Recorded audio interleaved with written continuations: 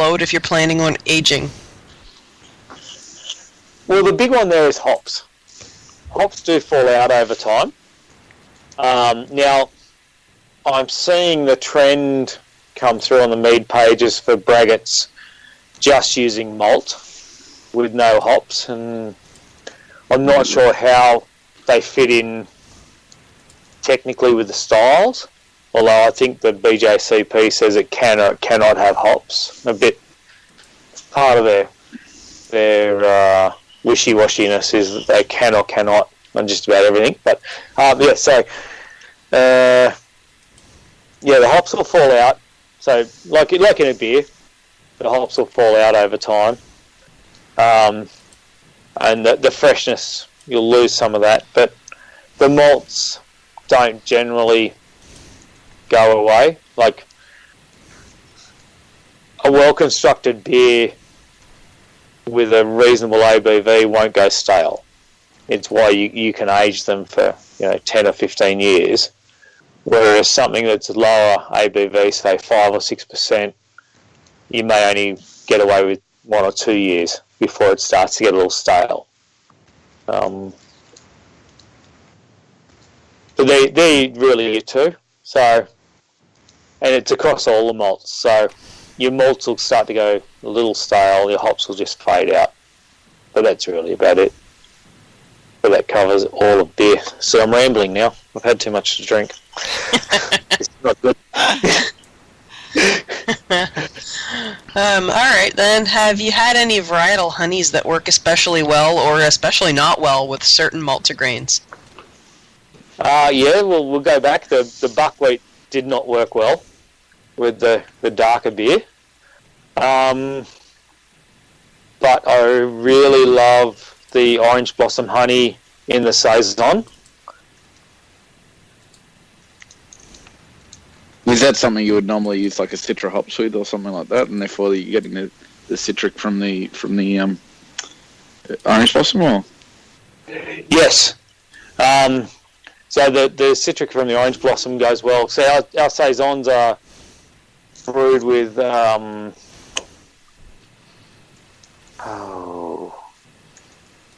Japanese hop. It is. You've got me on the run here. I'm going to have to look up my pro.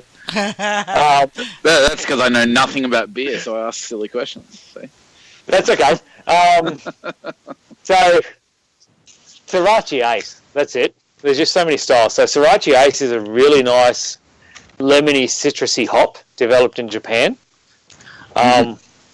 So brewing the Saison with that hop brings a nice citrusness to it.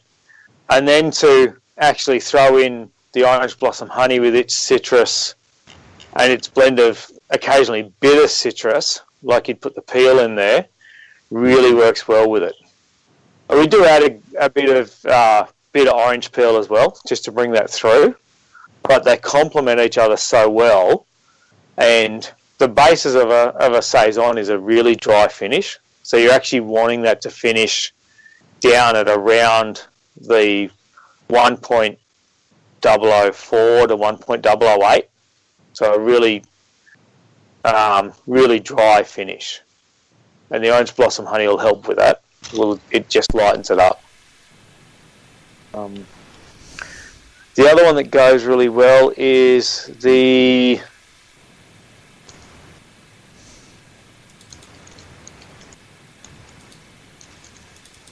we use that with a brambling, which has a lot of black currant sort of flavours to it. So the black currant and the blackberry work really well together to add a level of sweetness and tartness without overloading on either one. Okay. What else have we got here? In regards to temperature control, do you deal with that based on the beer style, or do you go with what's normal for a mead? For the beer style, for the most part. So our Belgian Saison, we ferment that as a beer. We ferment that at 27 to 28 degrees centigrade. As a mead, we aim for those sort of, as a braggot, we aim for that same temperature. So that temperature on that yeast drives the ester formation, which is part of what you're looking for out of the saison yeast. Our imperial stouts, we're looking to run at about 16 to 18 degrees because those yeasts work better under tighter temperature control. For the most part, we want to stick to those sort of guidelines, because you're using that yeast to give the characteristics of that beer, so you need to give the yeast what it needs in that regard. So mostly based on the yeast you're using then? Yes, yeah. So we have a 20-foot cool room container, so one of those shipping containers that you see that's refrigerated. We've thrown a temperature control unit on it, so that will sit at about 19 degrees with a variance of one degree up and down. And it gives our vessels, which are ambiently cooled, the range up to about 21 to 22 Celsius over summer, and down to about 16 Celsius over winter. Just on where we run the cooling unit, so we don't overload it. Okay, cool. Which is really, really interesting. Like, our predominant mead yeast is Lauven D47, which a lot of people seem to have trouble with temperature-wise, but in those conditions works really well for us. We get a nice flavour profile. We get a little bit of white wine esters coming through from it, but it doesn't go manky or overwhelm for us, which is pretty cool. We're getting a little bit of back chatter on temperature conversions between the Americans and the rest of the world. I understood just fine. Yes, well, you know. Not all of us. Well, talk to our schools, okay? We didn't know. We didn't ask. Nobody asked. Don't make me go Kelvin on you. Yeah, that's right. No, that's funny. At least Kelvin's easy. It's Celsius minus 273. Yeah.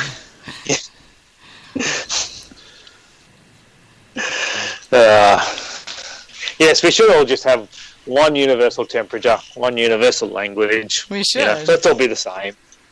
One mead, one beer. Well, as long as we got the same temperature scale, I think it's a pretty good start, you know. Yeah, we tell the same time everywhere. We can surely tell the same temperature. I don't know. It's like, there's only one holdout. Every week it's Can we tell the same jokes? I doubt they work. I've tried that. Yeah, we can tell them better. Yeah. We got a better accent, so, There's that. But I've discovered that a southern accent works just as well in Great Britain and Scotland anyway, because as an Aussie accent works over here. So it was pretty funny when we turned up the southern when we were in Scotland. Oh my God, people fell over themselves. It was great. It was awesome. Why, yes, we do need a taxi cab. Could you call one for us, sugar? Oh, dear God. So, the game is to see how much free stuff you can get from your accent. Pretty much, yeah. Oh, I kid you Hell not. Yeah. Okay, no shit, there I was. Okay, and anybody who was in the SCA will get this one. No shit, there I was. We had just gotten off the train in Edinburgh, and we'd been on the train for like 6 hours from King's Cross. So, we took the train all the way to Edinburgh. Fun train ride, by the way. If you haven't done it, you should. And we get to Edinburgh, and it's almost dusk, which if you've ever been to Scotland, they roll up the streets as soon as it gets dark. Nobody's out. Nobody's doing anything. All the doors are locked, and I think they're all hiding from vampires. I'm not sure. But anyway, so it started drizzling because Scotland, and it's February, so it drizzles like all the time. And so we're like trudging up this hill, trying to find a cab to go to our bed and breakfast, towing our little suitcases behind us up these cobblestone hills. So the suitcases are bumpity, bumpity, bumpity, bump up the hill, and we're wet and we're lost and we're and so we finally get to where there's a bus schedule nailed to a telephone pole, and so we're trying to read the bus schedule and trying to decide, does the bus come by here and go by the place where we need to be? And this gentleman comes out of a shop behind us, and it's like a pipe shop. It's like a plumber's shop, so they got pipes and things. And he takes pity on us in this really sweet Scottish accent and tells us to come inside the shop and tell him what we're trying to do and where we're trying to go, and he'll see if he can help us. And so being lost in foreign country and everything, we were like, why, thank you, that's lovely. And so we went in there, and the man proceeds to pour whiskey because, again, Scotland, and find out where we're coming from and where we're going to, and help us to figure out how to get there. And we were able to get a car to get there, and it all worked out. But as we're there, the man whips out a bottle of whiskey from the behind the counter and hands it to us as we're getting ready to leave, and says, "You have to take this." And we're like, okay, thank you. We feel like, we hardly even know you, sir, but thank you, that's lovely. And he's like, no, really, you need to take this whiskey. So, yeah, we got to fit the whiskey. We hadn't been in Scotland 20 minutes.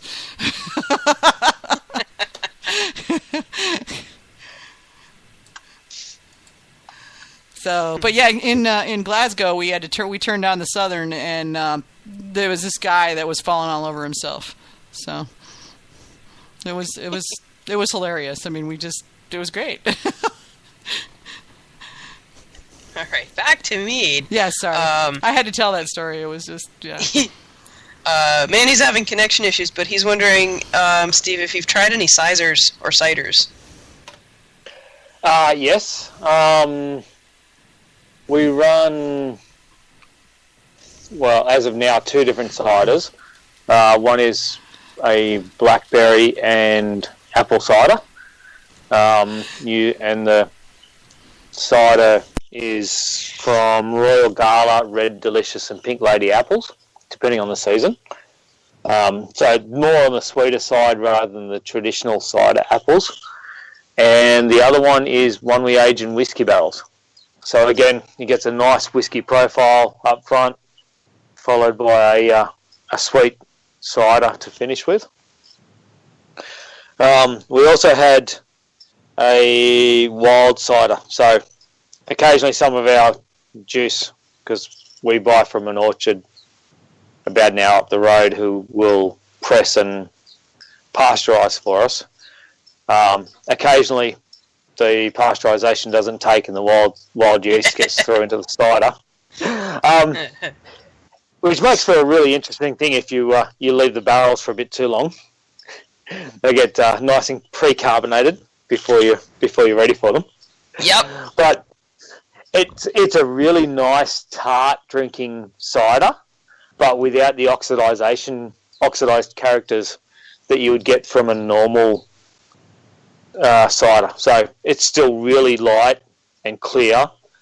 It hasn't taken on that brown appearance that most oxidized ciders get pre-fermentation. But it's a really funky yeast that'll actually keep fermenting down at about 2 or 3 degrees. So we harvest the yeast and put it in the fridge at about 2 or 3 degrees Celsius, and it'll still ferment away with whatever it can. So you've got to be really careful, otherwise you end up with exploding bottles, even though they're in the fridge, which is not everyone's cup of tea. But fun no less, because you get all sorts of goodies out of it. Fun the way a hand grenade can be fun, yeah.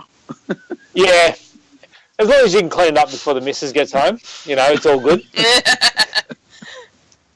If you can't, well, you take it. You've done the crime. You need to do the time. So yeah, I made some mead rather hastily the other day. That was one of the first overflows I've had in a very long time. So yeah, I know what you mean. Well, we did a raspberry Hefeweizen, and my first time using fruit in a beer,